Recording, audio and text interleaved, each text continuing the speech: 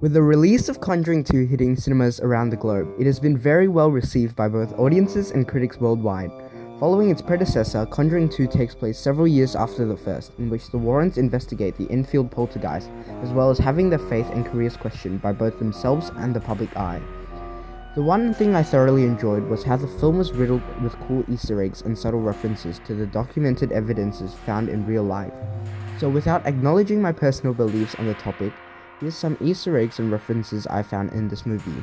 Keep in mind spoilers obviously for this movie because I'm just gonna go through single thing that happens. The movie starts off with what I thought to be one of the best scenes in the film, the Amityville investigation. We see Lorraine Warren astrally projecting herself as Ronald DeFeo Jr. as he shoots his entire family of 6, recreating the horrible massacre that took place in the early hours of November 13. The shots of the murder directly resemble that of old crime photos taken from the scene, which I won't show because they are gruesome. The costume Vera Farmiga wears in the scene is also reminiscent of Lorraine Warren when she went to investigate Amityville. The trench coat is a replica of the original trench coat that Lorraine wore. There is a shot of a boy peeping through the door, which is a recreation of a famous photo taken during the Amityville investigation by Gene Campbell, a professional photographer who was sent to take photos during the Warren and the team's investigation in 1976. Unlike the movie, Valak had no relevance to the investigations regarding both cases, Amityville and Enfield, but was inserted into the movie to add coherence between both cases, as well as a cohesive movie and storyline. In the Lesser Key of Solomon, a sort of Bible for demonology, Valak is the great president of hell. Generally, he is described as a small child with wings, often found riding a 2-headed dragon and commanding 30 legions of demons. The reason the looks greatly contrast with that of our infamous nun visage is due to James Wan's creepy skills. Whilst talking to Lorraine Warren one day, she mentioned her encounter with a black hooded figure, hence giving forth the idea of having Valak be portrayed as a nun. If you ask me, I don't know which portrayal is scarier, but I do know one thing. I want none of that. Alright, on to the main part of the film. According to Janet Hodgson, paranormal activity did occur after she played with a Ouija board with her older sister Margaret in their bedroom.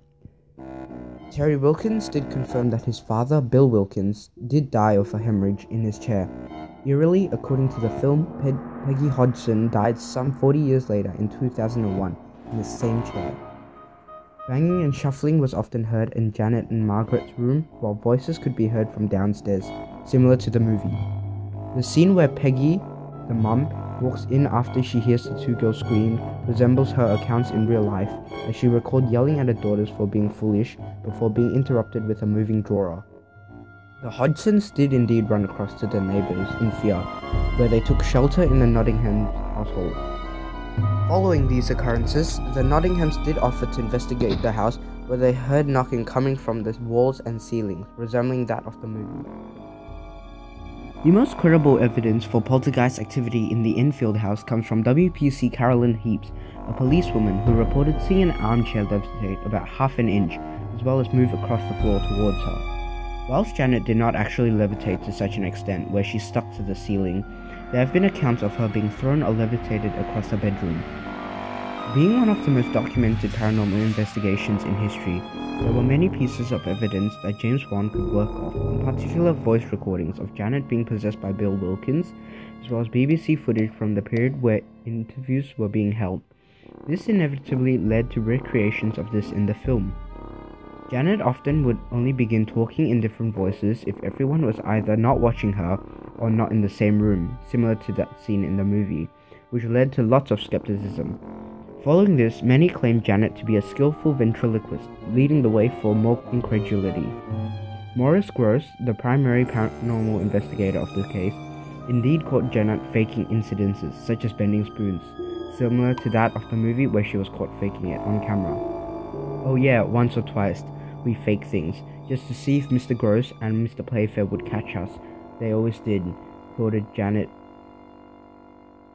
The Crooked Man, on the other hand, was inspired of an old English folk rhyme of the same name. Because of this, and its zero relevance to the event, James Wan most likely added it in because he thought it'd be creepy. It most certainly has the potential to be scary, but could have done without an overabundance of screen time. Perhaps if we had gotten more shots like these with more obscurity, it would have emphasized the mystery and in the shadows persona of such a character. We see the Warrens back in their house as Ed walks into the display room, located in the back of the house. This is without a doubt a cinematic representation of the now renowned Warrens Occult Museum, located in the Warrens house in Monroe, Connecticut, where we can find many of the original artifacts that the Warrens have collected over their many years of investigation. The Annabelle doll also makes a sweet appearance in the background. The painting by Ed Warren featuring the house investigated in the first Conjuring film also features in several scenes. Alright guys, that's it from me. God, these are so much harder to make than reviews. Anyway, if I missed any, please make sure to comment down below, and also remember to like and subscribe, please. Alright, okay, thanks, bye.